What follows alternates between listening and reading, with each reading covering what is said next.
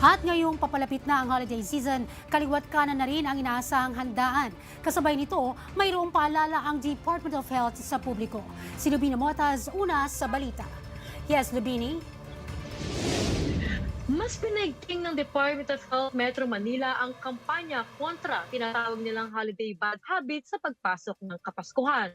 Ito kasunod ng pagtaas ng kaso ng hypertension, diabetes, road crashes at fireworks-related injuries ngayong taon.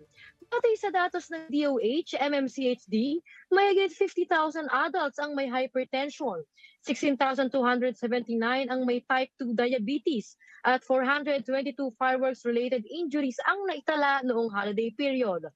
31% na mas mataas kumpara noong 2023. Bilang tugon, inilunsad ang Ligtas Christmas 2025 na binubuo ng 3 sub-campaign. Tamang pagkain, ehersisyo at disiplina. Be healthy para sa road safety. At iwas paputok upang mabawasan ang injuries lalo na sa kabataan.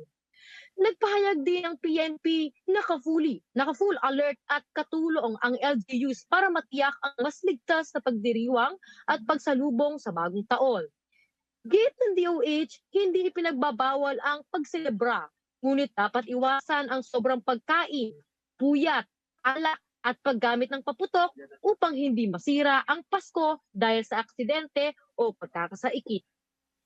Nauna sa balitang totoo at laging bago, Lubini Motas ng IBC News para sa alauna sa balita ng Congress TV.